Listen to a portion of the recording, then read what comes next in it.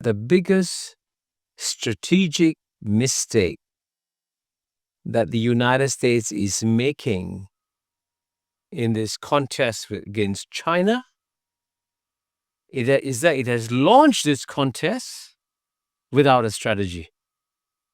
Because China knows that the dream of the United States is to make China the second Soviet Union that collapses. Instead of trying to stop China, the United States should try to work with China to create a world which has enough space for two big powers. Every country in the world says, oh, this infrastructure is good. I need Chinese fast trains. I need Chinese highways. And then would you join a containment policy? You won't. Kishore Mahbubani, Former President of the United Nations Security Council. This is an interview you cannot afford to miss. Stay tuned and watch till the end for exclusive insights that the mainstream media won't tell you. So you said that all the Americans agree on one thing, which is like to stop China. So does that mean like the US has like a strategy or a grand strategy to stop China? Or it's like more related to each president and his way of dealing with China? Well, I'm glad you used the words grand strategy. Because when I was writing my book, Has China Won?, I had the privilege of having a very long one-on-one lunch with someone who was then clearly America's greatest living strategic thinker, Henry Kissinger. It was a long lunch, hour and a half, 2 hours. And at the end of the lunch, when I went back, I asked myself, what was the message that Henry Kissinger was trying to give to me at this one-on-one lunch? And it became clear to me after I reflected on my conversation with him that the message he was telling me was that the biggest strategic mistake that the United States is making in this contest against China is that it has launched this contest without a strategy. I thought, gosh, that's a very profound thing to say. So I had to write to him. I wrote to Henry Kissinger and I said, Dear Henry, thank you for the lunch. Do you mind if I cite you saying this in my book? And fortunately, he gave me his permission. So the fact that someone as senior and as well-informed as Henry Kissinger can say that there's no strategy is a very important point. And it's also confirmed by the evidence, right?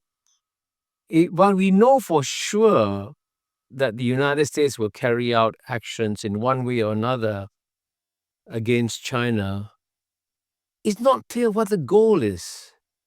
I mean, is the goal to stop China's economic development? It cannot be done. Is the goal to overthrow the Chinese Communist Party? It cannot be done.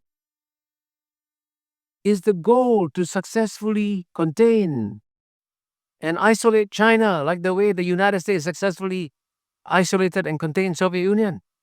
It can't be done. So if it's not clear what the goals are, people are asking, you've launched this contest. What is your end game? What will constitute a victory for you? And as you know, that has never been spelled out by anybody. Except once, I think President Joe Biden in passing mentioned saying the Chinese aim to become number one. And he said, it ain't gonna happen on my watch. So basically what he's saying, I will not allow Chinese economy to overtake the US economy while I'm still president. So clearly, if you look at all the actions that have been taken, the tariffs, the chip war, they're all designed in one way or another to slow down the Chinese economic growth. Because I think the United States has made, in some ways, a rational calculation that if and when the Chinese economy becomes number one, everything changes. And the very privileged position that the United States has had for, by the way, 130, 140 years as the number one power in the world, that can change. And here I want to emphasize that I do believe, and this is also a result of my conversation with Henry Kissinger, that there is a wiser strategy for United States. Instead of trying to stop China, United States should try to work with China to create a world which has enough space for two big powers. And that was also, by the way, a strategy that the former President Bill Clinton suggested in a speech that he gave in Yale in 2003. And in my book, Has China Won? I cite the speech he gave where he said, Bill Clinton said, if the US is going to be number one forever, then we can keep on doing what we are doing. But he added a but.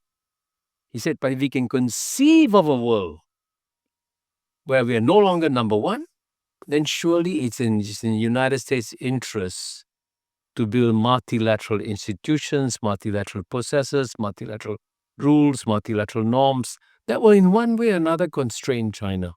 And that would be a wiser strategy.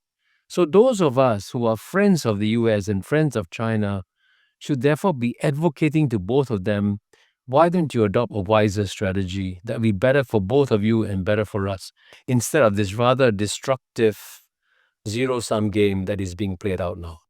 If you're enjoying this so far, make sure to hit that like button, subscribe, and tap the bell icon so you never miss an update. We'd love to hear your thoughts. Drop a comment below and let us know what you think. Now, let's dive into the interview. So you just said like the United States doesn't have any strategy regarding China. Let's go to the other side. How about the Chinese? Do they have a grand strategy in dealing with the US? Well, as the weaker party, if they didn't have a strategy, they'd be in deep trouble. I think out of necessity, they have to have a strategy. And they do have one. So, for example, they ask themselves the obvious question. Why did United States successfully defeat the Soviet Union? Why? And they must say, the one country that has studied the collapse of the Soviet Union more carefully than any country in the world is China, because China knows the dream of the United States is to make China the second Soviet Union that collapses. So how does China prevent a collapse? First point, the Soviet Union didn't collapse because of external pressures. It collapsed because of internal weaknesses. And so China realizes, to make sure I survive, I must have a very strong, dynamic economy and a strong, dynamic society. And by the way, there was a very famous American thinker, George Kennan, who said way back in 1949, very presciently, he said, at the end of the day, the outcome of the contest between United States and Soviet Union will depend not on our weapons and troops and all that. It will depend on which society has got greater spiritual vibrancy inside, stronger. And so United States society was far more dynamic than Soviet Union society. United States thrive, Soviet Union collapse. So the Chinese know that the first priority is to make sure your economy is strong and your society is strong, which is why they're massively educating their people and growing their economy so that they don't become a second Soviet Union.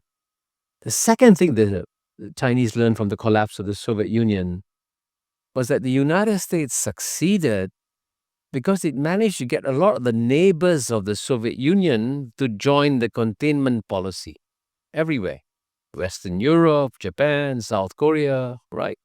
Both ends of the Soviet Union. So what did the Chinese do? The Chinese launched a preemptive strike against a containment policy by making sure that its neighbors depended on the Chinese economy. I'll give you a simple example. Singapore is part of Southeast Asia.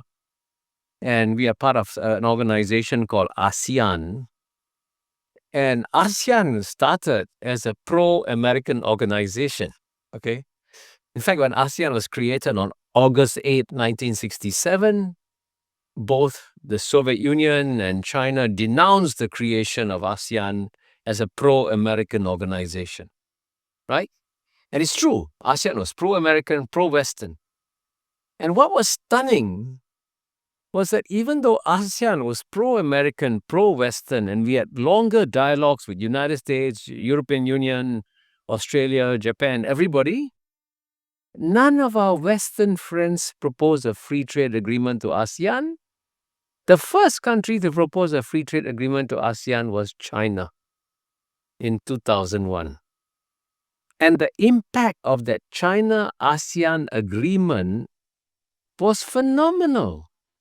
Because in the year 2000, and that's when China proposed the free trade agreement, ASEAN's trade with the United States was $135 billion, and our trade with China was only $40 billion. So U.S. trade was, more than 3.5 times what China's trade with ASEAN was.